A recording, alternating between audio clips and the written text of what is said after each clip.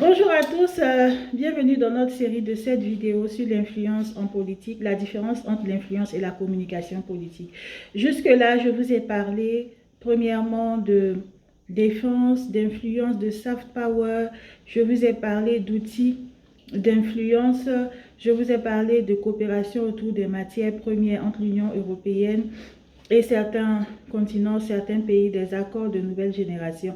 Aujourd'hui, je vais vous parler de culture et de valeurs, comment la culture et les valeurs peuvent être des outils d'influence. Donc, je vais commencer par l'art déco parce que c'est un mouvement artistique que j'aime beaucoup. L'art déco est venu dans les années 1920 à Paris. Il est venu en réaction à l'art nouveau parce que l'art nouveau, c'était les volutes, les formes végétales. Et l'art déco a apporté de la rigueur. L'objectif de l'art déco, évidemment, c'est de l'art. Il y a la créativité, il y a la dimension artistique. Mais c'était après la Première Guerre mondiale, on voulait de la rigueur, on devait reconstruire. Donc, on a privilégié la simplicité. Et la simplicité dans un objectif de rapidité, parce qu'il fallait reconstruire, mais aussi le confort, parce que c'est un mouvement qui est né au sein d'une certaine bourgeoisie. Donc, qui privilégie l'orfèvrerie, les vitraux, parfois le marbre, la ferronnerie, mais surtout le marbre, qui privilégie aussi les formes géométriques, les formes épurées.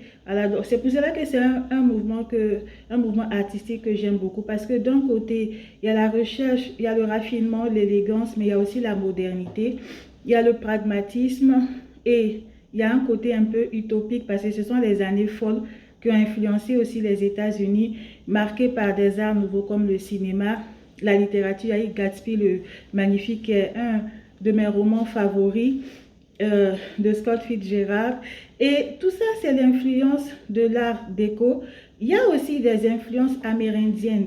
C'est ce que j'ai aimé, ce syncrétisme-là. Les influences, parce que vous avez des gratte-ciels, l'art déco aussi, c'est les constructions en hauteur, les gratte-ciels qui ont influencé les États-Unis. Mais ces gratte-ciels qui avaient des flèches gothiques ont été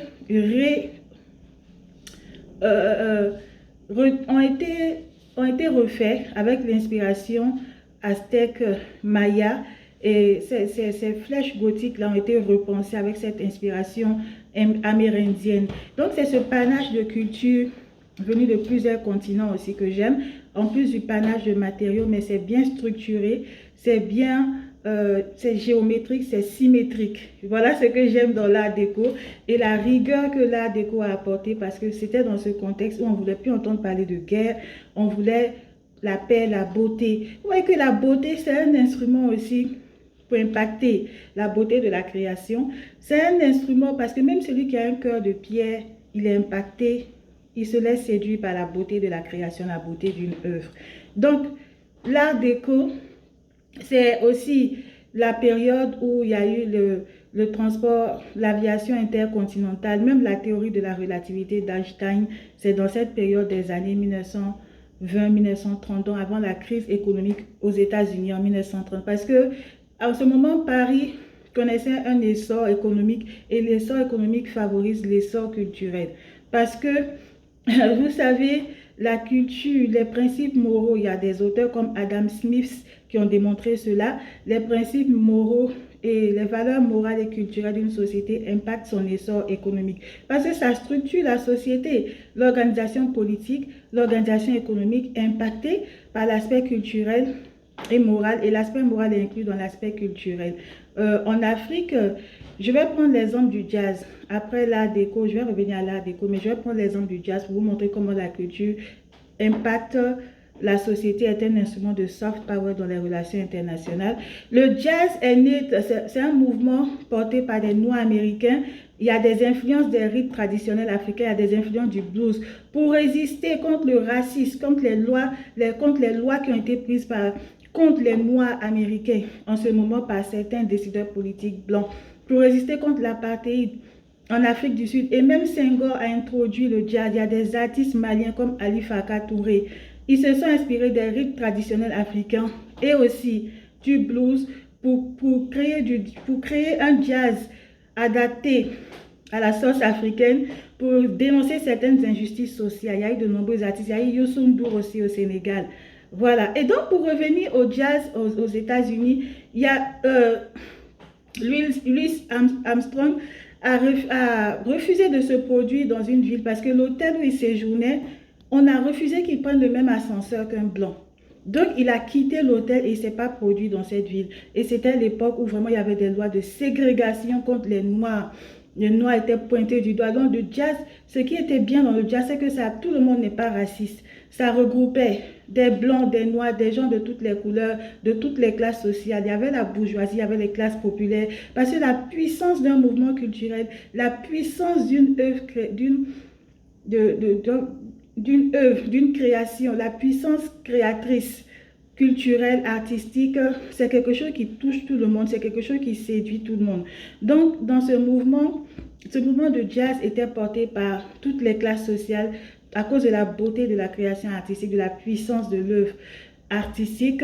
Donc, ça a permis aussi de lutter. Il y avait des Blancs, des Noirs, des gens, des pauvres, des riches qui luttaient parce qu'il y avait, c'était pas seulement l'art pour l'art, il y avait cette fonction de transformation de la société et ça a permis de lutter contre le racisme et contre l'injustice dont souffraient les Noirs, dont étaient victimes les Noirs à l'époque aux États-Unis. Et en Afrique, ça a été récupéré par des présidents comme Senghor. Pour vous dire à quel point je ne suis pas la première à avoir fait le lien entre la culture, le potentiel de la culture pour l'influence et son usage dans la politique à des bonnes fins, comme Senghor qui a vraiment lutté pour l'implantation du jazz au Sénégal. Il y a eu d'autres présidents socialistes aussi qui ont utilisé la culture parce qu'en général, on contemple la culture dans le domaine, c'est-à-dire dans la catégorie, comme instrument pour les figures politiques qui se positionnent en faveur du socialisme, alors que ça ne devrait pas être le cas.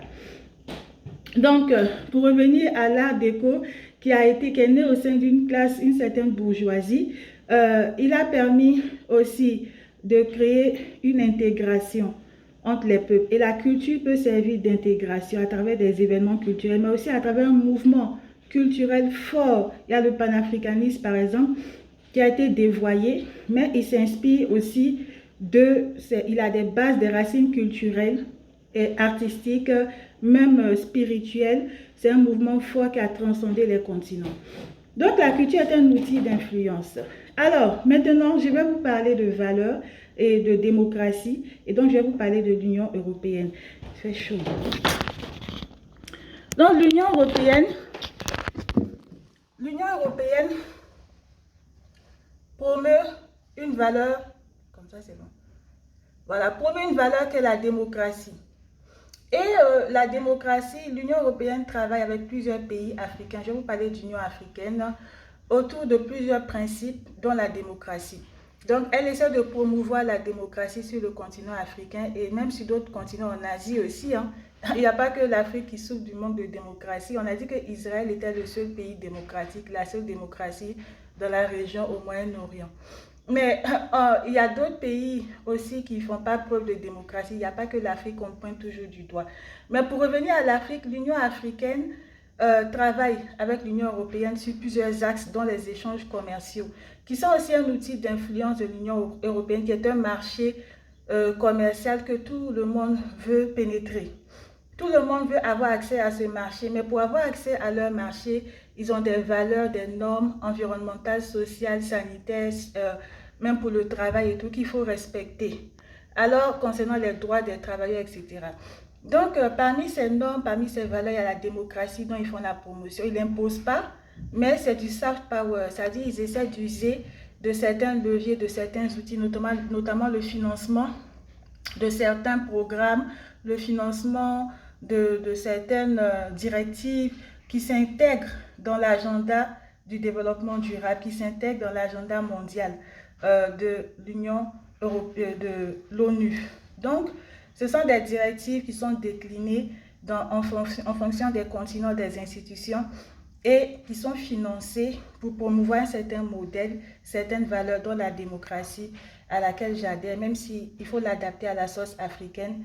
Mais c'est le système le plus éprouvé en ce moment pour instaurer un certain ordre, pour instaurer une certaine justice sociale, pour permettre de garantir les droits des plus pauvres, des plus faibles, des plus vulnérables, des minorités comme les femmes. C'est le système qui permet de mieux répartir les richesses. C'est le système qui permet d'offrir des chances à ceux qui n'en ont pas. Donc, comment l'Union européenne fait la promotion de la démocratie en Afrique en s'alliant avec l'Union africaine qui a aussi le même agenda mais adapté aux priorités africaines en finançant des programmes en fonction de la démocratie, du développement durable et aussi pour l'implication des jeunes dans les processus démocratiques, l'implication des groupes comme les femmes dans les processus de paix. Tout ça, ce sont des instruments d'influence. Voilà, et je me trouve ici à Limoges où il y a la plus belle gare de France, qui a été élue, la gare qui a été élue plus belle gare de France en 2022, qui est inspirée de l'art déco. Alors moi, je suis une fan de l'art déco et j'aime beaucoup cette gare. J'en profite pour faire un peu la promotion de cette gare qui est très très belle. Et l'art déco qui se caractérise aussi par les terres cuites turquoises. On a ici un magnifique dôme au niveau de la gare des Bénédictins en terre cuite turquoise. Et l'art déco a influencé plusieurs continents. C'est-à-dire que l'influence est née de Paris, de l'Europe, ça a pris les autres pays, Londres, etc., les États-Unis, mais aussi le Canada et l'Australie. Il y a des magnifiques bâtiments inspirés de l'art déco, de cette architecture-là. Et quand un mouvement est puissant, ça ne se limite pas à un seul continent. En Afrique, au Mozambique, il y a un magnifique bâtiment inspiré de l'architecture art déco, donc qui est né ici à Paris. Donc demain, nous continuons sur notre voie. Ça sera la 5e présentation. Ça va être un peu plus complexe, c'est-à-dire comment faire face aux extrêmes en étant un leader politique du centre. Merci, à bientôt.